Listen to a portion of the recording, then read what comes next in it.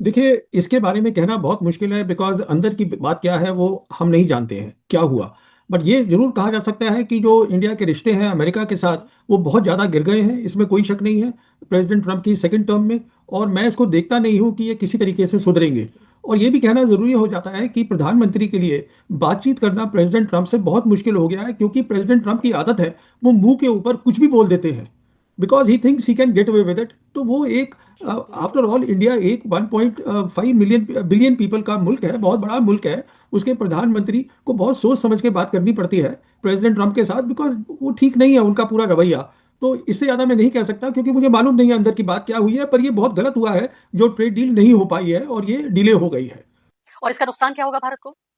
देखिए, हम हमारी बेसिकली टेक्नोलॉजी में बहुत ज़्यादा डिपेंडेंस है अमेरिका में के ऊपर, हमारी सर्विसेज। क्योंकि अगर आप हमारा देखिएगा पूरा जो ट्रेड है, जो हमारा जीडीपी है, उसमें सर्विसेज का बहुत बड़ा योगदान है। और सर्विसेज में बहुत सारा आईटी का है, और आईटी का बहुत सारा बिजनेस अमेरिका के साथ है। तो उससे हमें नुकसान तो बहुत होता है, क्योंकि ये बहुत डेकेड से इसको हमने बनाया हुआ है अमेरिका के साथ। तो अब कितना होगा एग्जैक्ट नुकसान वो कहना मुश्किल है, but it is not a good thing कि अगर नहीं हो पा रहा है तो।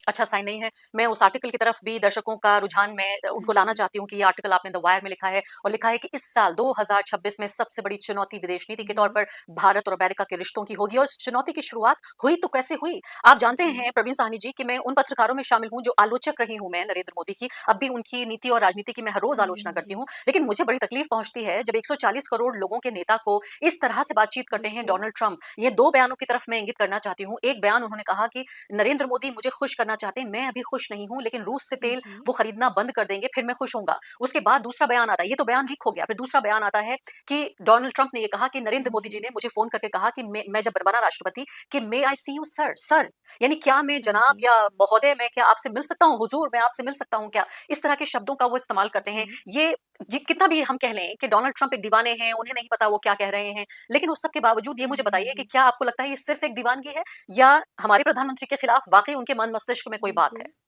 ये मेरे हिसाब से ये हिंदुस्तान की कमजोरी है। जहां तक आपने रशियन ऑयल की बात करी है, अभी एक बयान आया है, जो नए अम्बेसडर हैं अमेरिका के इंडिया में, सर्गियो गौर, उन्होंने कहा है कि मेरी टॉप प्रायोरिटी या एक बहुत खास प्रायोरिटी होगी इंडिया को इंश्योर करना कि वो रशिया से तेल ना खरीदे। उसके बाद हमने ये भी सुना है, जो ये इनके सेनेटर हैं ग्राहम, लिंडसे ग्राहम, उन्होंने कहा है कि जो हमारे इंडियन एम्बेसडर राजदूत है अमेरिका के अंदर विनय क्वात्रा, उन्होंने कुछ महीने पहले हमें डिनर पे बुलाया था और ये कहा था, डिनर पे एक ही बात करी क्वात्रा ने, कि आप जाके प्रेसिडेंट ट्रंप को बताइएगा कि अब हम रशिया से कम ऑयल खरीद रहे हैं। तो हमें ये सब मतलब शोभा नहीं देता है हिंदुस्तान को। इतना बड़ा मुल्क है, इतने यहाँ लोग हैं, इतनी बड़ी मार्केट है। दूसरी बात जो आपने कही, प्रेसिडेंट ट्रंप ने बोला कि sir may I come and see you. देखिए, ऐसा है कि 20 जनवरी को पिछले साल इनॉग्रेशन हुआ प्रेसिडेंट ट्रंप का, और पहले 2-3 दिन में ही ये क्लियर हो गया था कि इनकी प्रायोरिटीज जो है वो बहुत अलग होंगी। ये बात कर रहे थे ग्रीनलैंड लेने की, ये बात कर रहे थे कि जो कनाडा है उसको 51st स्टेट बना लिया जाए अमेरिका का। कहने का मतलब ये है, समझदारी इसमें थी, अगर हिंदुस्तान के जो हमारे नेता हैं वो थोड़ी देर आराम से बैठते, पता करते कि इनकी क्या फॉरेन पॉलिसी होगी। हमने वो नहीं किया, और बहुत जल्दबाजी करी कि हमको सबसे पहले वहां पहुंचना है, हमारा मीडिया भी वहां पहुंच गया कि प्रधानमंत्री पहले कुछ उन नेताओं में से है जिसको प्रेसिडेंट ट्रंप मिले हैं। देखिए, ये इसमें पहला कुछ नहीं होता है, हमें अपने देश का हित देखना है। तो कहने का मतलब ये है कि ये गलत था हमारा एकदम वहां पे जाना, जबकि पता है इनकी पहली ट्रम्प टर्म जो हुई थी, इनकी टर्म प्रेसिडेंट ट्रंप की, तब भी इनकी नीति अलग थी, कि अब तो खैर बहुत ही ज्यादा अलग हो गई है। तो हमें थोड़ा धैर्य से काम लेना चाहिए था, जो यहाँ नहीं लिया गया है उससे हमारे को नुकसान हुआ है। और देखिए, जब भी कोई बुली होता है, उसकी ये आदत होती है कि अगर कोई ताकतवर इंसान से वो बात कर रहा होता है तो वो झुक जाता है, अगर उसको लगता है कि मैं इसको दबा सकता हूं तो वो दबाता है। तो अगर हमारे ऑफिशियल जो है, हमारे मिनिस्टर्स जो है, ऐसे बिहेव करेंगे जैसे ये विनय क्वात्रा की बात आई है, अगर ये सच है तो ये अच्छी बात नहीं है हमारे लिए। मैं अब दर्शकों को फिर वही याद दिलाना चाहती हूँ, ऑपरेशन सिंदूर पर भी मैंने बातचीत की थी, बल्कि मैं कहूँगी ज़्यादातर बातचीत इस पॉडकास्ट में उसी बारे में हुई थी। उसके बाद कुछ हफ्तों बाद, और आप एक ऐसे व्यक्ति थे जो टिके रहे अपनी बात पर, जब ये ऑपरेशन हो रहा था, जब सबसे ज़्यादा था इस बारे में मुँह भी खोलना, साँस भी लेना इस बारे में, उसी को देशद्रोही बताया जा रहा था और उस वक़्त अपनी बात पर आप टिके रहे। और उसके हफ्तों बाद अभी हमने देखा जो रिकी गिल नाम के इंडियन ओरिजिन के सहयोगी जो हैं, ये सीनियर डायरेक्टर हैं साउथ एशिया के जो ट्रंप एडमिनिस्ट्रेशन है उसमें बाकायदा उनको अवार्ड मिला है। और ये award national security council distinguished distinguished action award मिला है सीज फायर कराने में भारत और पाकिस्तान के बीच। यानी डोनाल्ड ट्रंप की बात को अगर एक तरफ को हम किनारा कर दें, जैसे कहा जाता है कि उनको तो पता नहीं है वो क्या क्या कहते रहते हैं, ये तो अमेरिका की सरकार ने बाकायदा वहां के विदेश मंत्री ने ये अवार्ड गिल साहब को दिया, जो भारत के ही ओरिजिन के व्यक्ति हैं ये। और इसके बाद तो पूरी तरीके से ये बात, अब इसमें कोई शक अभी भी कोई बाकी है कि भारत की सरकार को स्वीकार करना बाकी है? देखिए, जहां तक प्रेसिडेंट डोनाल्ड ट्रंप का सवाल है, मैं उनको इतना वो नहीं समझता हूँ। He is a Maverick. पर ये नहीं है कि वो सोचते नहीं है, वो अपना अलग तरीके से सोचते हैं, अपनी अलग फॉरेन पॉलिसी बनाते हैं। और अभी हमारे पास काफ़ी एविडेंस है जो ये बता रहा है। रिकी गिल का तो एक ही केस है, जैसे कि हम सब जानते हैं। 10 मई को जब ये जंग खत्म हुई थी 4 दिन की, उस समय सबसे पहले सोशल मीडिया पे प्रेसिडेंट ट्रंप ने लिखा था कि हिंदुस्तान और पाकिस्तान दोनों तैयार हो गए हैं full and immediate cease fire के लिए। और शाम को हमारे फॉरेन सेक्रेटरी ने उसको कंफर्म किया था। कहने का मतलब ये है कि एविडेंस है। अब देखिए, अब हम नहीं इस बात को मानना चाहते हैं, उसके अपने सरकार के कुछ कारण होंगे, उसके बारे में मैं टिप्पणी नहीं करना चाहूंगा। बट सवाल ये है, उनका योगदान है वो उनकी, अगर आप देखिएगा दिसंबर में जो आई है national security strategy Trump administration की, उसमें बहुत साफ लिखा हुआ है कि जो उनका वेस्टर्न हेमिस्फीयर है, ये मॉनरो डॉक्ट्रिन होती थी 1823 की। वो बेसिकली थी अगेंस्ट द यूरोपियन इंपीरियलिज्म की। वो वहां पर आकर हम कोई भी अपना इन्फ्लुएंस या अपनी मिलिट्री बेसिस वगैरह कुछ नहीं बनाएंगे। तो अब प्रेसिडेंट ट्रंप की ये सोच है, और जिससे मैं एक कुछ हद तक सहमत भी हूं, कि अगर आपको वर्ल्ड पावर बनना है तो पहले आपको अपनी रीजन के अंदर पावर बनना पड़ेगा। तो उनका जो रीजन है अमेरिका का, वो वेस्टर्न हेमिस्फीयर है, और उसमें कोई शक नहीं है। आज वहां पर चाइना और रशिया, उनका काफी इन्फ्लुएंस है। मिसाल के तौर पे मैं बताना चाहूंगा आपके दर्शकों को कि 2017 में टू 2017 जब प्रेसिडेंट ट्रंप पहली बार आए थे, उस समय कोई भी कंट्री वेस्टर्न हेमिस्फीयर की, जिसको हम बोलते हैं ये लैटिन अमेरिका एंड कैरेबियंस, कोई भी बेल्ट एंड रोड उन्होंने ज्वाइन नहीं किया था। और आज की डेट में 24 मुल्क हैं लैटिन अमेरिका और कैरेबियंस के, जिन्होंने बेल्ट एंड रोड को चाइना की ज्वाइन कर लिया है। Belt and road is about China's influence.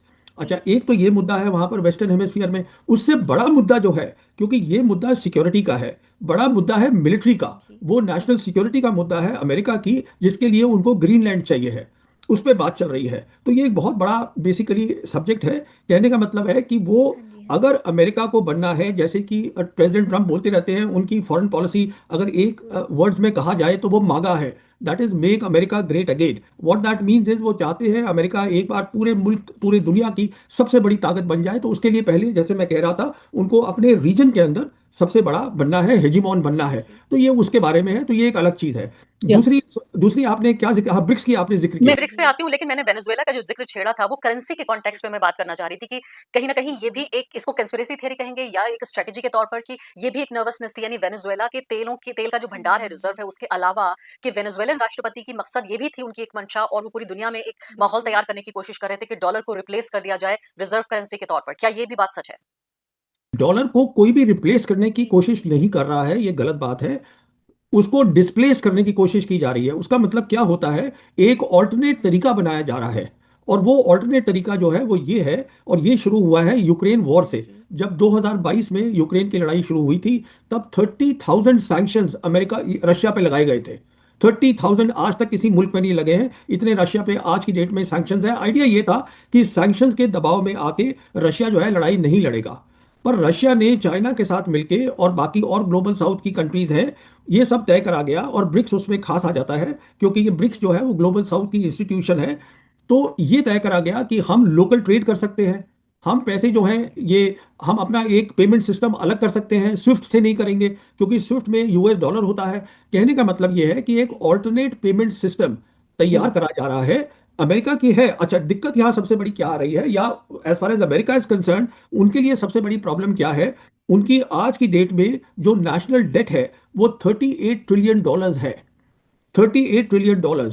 और अगर 30% जो ग्लोबल ट्रेड होता है वो डिस्प्लेस हो गया, मतलब वो डॉलर में नहीं हो रहा है, लोकल करेंसी में हो रहा है, तो वो अपना डेट जो है वो पे नहीं कर पाएंगे। ये बात समझ में आ रही है डोनाल्ड ट्रंप के, इसीलिए वो बहुत ज्यादा ब्रिक्स की कंट्रीज के पीछे पड़ रहे हैं। पड़ रहे हैं। और इसीलिए आप ये कह रहे हैं, इसीलिए जो एससीओ समिट थी उसमें वहां पर जब ये देखा कि पुतिन साहब मौजूद थे, शी जिनपिंग थे, नरेंद्र मोदी थे, और हमने तो देखा बड़ी गलबैयां हुई वहां पर, एक दूसरे से बड़े गले लग रहे थे सब लोग, नरेंद्र मोदी काफी हंसते हुए नजर आ रहे थे। क्या आप ये भी कहने की कोशिश कर रहे हैं कि इन तस्वीरों ने ट्रिगर किया डोनाल्ड ट्रंप को, चूंकि वो ब्रिक्स के प्रति पहले से ही नर्वस हैं? नहीं, देखिए, वो एक, ये कुछ अलग अलग मुद्दे हैं। ये क्या है कि एक नया ग्लोबल सिस्टम बन रहा है, गवर्नेंस सिस्टम बन रहा है, जिसमें जो दो बड़ी ताकतें हैं दुनिया की, रशिया और चाइना शामिल हैं, और उसमें इंडिया भी है।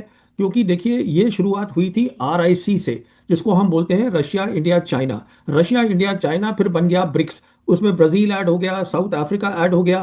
तो ये जो चीज़ बनी हुई है, ये एक अलग सिस्टम बन रहा है। तो जी। अमेरिका की ये कोशिश है कि इंडिया जो है इसका हिस्सा ना हो, हाँ और जी। इंडिया भी इसके साथ जाना नहीं चाहता है, क्योंकि इंडिया अपने रिश्ते चीन के साथ नॉर्मल नहीं करना चाहता है। तो हम चाहते हैं कि हमको लगना चाहिए कि हम compete कर रहे हैं चाइना के साथ रीजन में, इसलिए हम वहाँ नहीं जाना चाहते हैं, हम अमेरिका के साथ रहना चाहते हैं। तो उस पिक्चर से ये लगा था, जब ये तीनों की फोटो आई थी, ये टिंजियान में जो खींची गई थी, SCO समिट हुई थी 1 सितंबर 2025 को। सो पुतिन, शी और प्राइम मिनिस्टर मोदी की जो फोटो आई थी, उससे काफ़ी घबराहट हो गई थी अमेरिका के अंदर कि शायद मोदी जो है, क्योंकि प्रेसिडेंट ट्रम्प बहुत ज़्यादा बोल रहे हैं अबाउट प्राइम मिनिस्टर मोदी, तो अब इंडिया जो है वो अलाइन कर रहा है अपनों को चीन के साथ। पर ऐसा कुछ है नहीं। कहने का मतलब ये है, अगर वो इतना घबरा सकते हैं इससे, मैं ये समझता हूँ कि ये जो नया वर्ल्ड ऑर्डर बन रहा है, उसके अंदर इंडिया को नॉर्मल रिलेशंस करने चाहिए चाइना के साथ। और हमें ये जो नया वर्ल्ड ऑर्डर है जहाँ ग्लोबल साउथ है, हमको उनके साथ रहना चाहिए, बिकॉज ये नई चीज बन रही है और this is the new world order. हाँ ये जी। आप प्रवीण सानी जी, आप ये बात बार-बार कहते रहे हैं, बारहा कम से कम कई इंटरव्यूज़ में तो आपने मुझसे ये बात कही है, हाँ ये जी। ग्लोबल साउथ का जो आप ज़िक्र करते हैं, चीन के नज़दीक होने का, लेकिन इसका एक काउंटर आर्गुमेंट ये दिया जाता है कि हमारा मुकाबला जी। है, ना कि दोस्ती नहीं, बल्कि हमारा एक तरह का एक ज्योग्राफिकल भी देखें, भौगोलिक भौगोलिक रूप से भी तो हमारा एक दुश्मन के हाँ तौर जी। पर है हाँ जी। चीन, बल्कि दूसरी तरफ देखिए दुनिया की सबसे बड़ी मिलिट्री पावर है, सबसे बड़ी आर्थिक पावर है, बड़ी तादाद में वहाँ इंडियन बिल्कुल। अमेरिकन्स काम करते हैं, हमारा जो बिज़नेस और हमारी कमर्शियल टाइज़ हैं, वो अमेरिका के साथ, तो अमेरिका की खुशनुदी करनी चाहिए, उनको खुश करने की कोशिश जी। करना जी। चाहिए और चाइना से मुकाबला करना चाहिए। लेकिन आप यहाँ पर ये कहते हैं कि चाइना के नज़दीक जाना चाहिए, अमेरिका का मुकाबला करना चाहिए। बिल्कुल बिल्कुल ऐसा उल्टी है। बात है ये। देखिए ये, जैसे मैं आपसे कह रहा हूँ, दुनिया बदल गई है। आज जिसको हम बोलते हैं मल्टीपोलर वर्ल्ड, वो बन चुकी है। उसके अंदर तीन बड़ी बड़ी ताकतें हैं, वो है अमेरिका, चाइना और रशिया। तो ये कहना कि इंडिया का मुकाबला चाइना से आज है, ये हुँ, गलत होगा। हुँ। आज चाइना हमसे इतना आगे निकल गया है, चाहे आप इकोनॉमिक्स ले लीजिए, चाहे आप टेक्नोलॉजी ले लीजिए, चाहे आप मिलिट्री पावर ले लीजिए, इंफ्रास्ट्रक्चर बिल्डिंग ले लीजिए, आप कुछ भी ले हाँ लीजिए, जी। हाँ जी। वो बहुत आगे चला गया है। और उसके कारण, क्योंकि इतनी तरक्की कर ली है चाइना ने, इसलिए अमेरिका चाइना से डर रहा है। हाँ और जी। हम खुश थे एक टाइम पर, टिल प्रेसिडेंट ट्रम्प के, कि हम उनके साथ रहेंगे और उनका काम करेंगे इंडियन ओशन रीजन में। तो हुँ। लगेगा सबको कि हम भी जो है रीजन के अंदर compete कर रहे हैं चाइना के साथ। रियलिटी ये है, हाँ जी। आज कोई कंपटीशन है नहीं चाइना के साथ। अब देखिए, चाइना और हम दोनों बहुत बड़ी पॉपुलेशन की कंट्रीज हैं। बिल्कुल ऐसा ही तो है। हम चाइना से बहुत कुछ सीख सकते हैं। चाइना मैन्युफैक्चरिंग पावर है। 2030 के अंदर IMF बता रहा है कि 41% दुनिया की मैन्युफैक्चरिंग चाइना में होगी। वो इतनी, और हमारी मैन्युफैक्चरिंग बहुत खत्म हो चुकी है नहीं। तो हम हुँ। बहुत कुछ सीख सकते हैं चाइना के से। और मैं ये समझता हूँ, अगर हमको अपने जो गरीब लोग हैं, करीबन 80 करोड़, जो हमारे बिल्कुल जी। जी। पॉवर्टी लाइन के नीचे हैं, उनकी ज़िंदगी को बेहतर करना है, तो हमें चीन के साथ दोस्ती करनी पड़ेगी। मैं आपको एक बात और बताना चाहूँगा, अब जो ये फ्लाइट्स हमारी शुरू हुई हैं चाइना और इंडिया के बीच में, आप फ्लाइट्स देख लीजिएगा, इंडिगो की जाती हैं, उसमें सारे हैं ये छोटे छोटे मैन्युफैक्चरर्स इंडिया के। ये वहाँ जाते हैं, वहाँ से सामान खरीद के लाते हैं और यहाँ बेचते हैं, हुँ। क्योंकि वहां पर हर चीज स्केल में बन रही है। बिल्कुल। बिल्कुल। उनके पास बहुत ज्यादा बन रही है, वो चीजें हमारे यहाँ नहीं हो पा रही हैं। और उसका भी मैं आपको एक कारण देना चाहूंगा, बड़ा इंटरेस्टिंग बात है, जो मुझे एक जी। छोटे व्यापारी ने बताई, जो कांच की डीलिंग करता था, ग्लासेस बनाता था। मैंने कहा हुँ। आप ये यहाँ क्यों नहीं बनाते इंडिया के अंदर? उसने मुझे ये बताया कि देखिए, जब मैं चाइना में जाता हूँ, वहाँ मुझे चीज़ सस्ती पड़ती है। मैंने कहा उसका कारण क्या है? वो कहता है कि उनकी कोई भी फैक्ट्री हो, छोटी भी फैक्ट्री हो, अगर वो 6 मशीनें लगाते हैं, तो 6 मशीनों में ऑटोमेशन है। एक आदमी काफ़ी है 6 मशीनों को चलाने के लिए। तो वो लेबर कॉस्ट बहुत कम है वहां पर। बहुत हाँ कम हो जी। जाती है। हमारे जी यहाँ हाँ। वो कहता है कि अगर 6 मशीनें लगी हुई हैं तो 12 आदमी चाहिए, क्योंकि हुँ। हमारे यहाँ उनको बीड़ी भी पीनी होती है, फिर वो आराम भी करेंगे। तो इसलिए लेबर कॉस्ट बढ़ जाती है। देखिए, या ये प्रैक्टिकल बातें होती है, तो हमको सरकार को सोचना चाहिए इन सब चीजों के बारे में। और उम्मीद है कि वो आपके जैसे एक्सपर्ट्स को सुनेंगे। बिल्कुल आखिरी सवाल आपसे, और मुझे चीन के ऊपर याद आया, एक अंग्रेजी का मुहावरा है कि if you can't fight them हाँ जॉइन देम। जी। तो यही वाला लग रहा है कि अगर लड़ नहीं सकते आप, तो उनके दोस्त बन जाइए, उनके साथ रहिए। आप शायद यही कहने की कोशिश कर रहे हैं। मैं आपसे हाँ आखिरी जी। सवाल रूस के ऊपर पूछना चाहती हूँ कि जब व्लादिमीर पुतिन यहाँ पर आए, हमने देखा इतने बड़े जोश व खरोश के साथ, जी। पूरा ऐसा लगा कि एक नेशनल एनर्जी सरकारी गैर सरकारी स्तर पर लगा दी गई है। यहाँ बड़े बड़े जो दरबारी जो हाँ मीडिया जी। हैं, जी। उनके एंकर्स ने उनका इंटरव्यू लिया। ऐसा लगा कि डोनाल्ड ट्रंप से भी बड़ा नेता आया है। मतलब जो प्रोजेक्शन था हमारा, हम जो दुनिया को बताना बिल्कुल। चाहते थे कि हमारे लिए रूसी राष्ट्रपति कितनी बड़ी चीज कंट्रीज हैं उनका दौरा कितनी बड़ी बात है, लेकिन उसके बाद हम उनके साथ डील भी करते हैं और वो डील हम पूरी नहीं कर सकते क्योंकि अमेरिका से हम ये कह रहे हैं कि हम तेल नहीं खरीद सकते रूस से। ये क्या पॉलिटिक्स है? इसको किस तरह से समझेंगे कि इस तरह का स्वागत करने के बाद और अब जब कारोबारी रिश्ते तेल पर बेस्ड हैं और खुद रिलायंस इंडस्ट्रीज का क्लैरिफिकेशन बाकायदा आ चुका है कि ना तो कोई तेल की खेप आई थी, ना ही कोई तेल की खेप आएगी, यानी उन्होंने फ्यूचर में भी कोई रिश्ता होगा इससे भी इनकार कर दिया। देखिए, ऐसा है कि हमारा एक कलोनियल माइंडसेट है कि अगर वाइट स्किन है, वाइट तो खैर रशियंस की भी है, पर जो अमेरिकन हैं या वेस्टर्नर्स हैं उनके साथ हमें फोटो खिंचवानी है। अगर आप देखिएगा, उर्दू जुबान को ही देखिएगा, तो वो जो होता है ना कि जी हजूर, आप 20 तरीके से कह सकते हैं। तो हमारी ये आदत बन गई है कि अगर कोई अमेरिकन है उसके साथ हम खड़े होंगे। एक तो ये कारण है। दूसरा बड़ा कारण क्या है कि ओवर द डेकेड्स क्या हुआ है कि बहुत से हमारी हमारी इंटरेस्ट हैं अमेरिका के साथ, तो उनको हम तोड़ना नहीं चाहते हैं। इसलिए बहुत ज़्यादा करेज, बहुत ज़्यादा विजडम चाहिए होगी हिंदुस्तान की जो सरकार है उसके लिए, टू अंडरस्टैंड कि दुनिया बदल गई है और हमें दोस्ती करनी है। आज चीन के साथ हमें दोस्ती करनी है, रशिया के साथ, और हमें दोस्ती करनी है पाकिस्तान के साथ। ये हमें समझना है, क्योंकि जब तक शांति नहीं होगी रीजन के अंदर, देश तरक्की नहीं कर सकता है।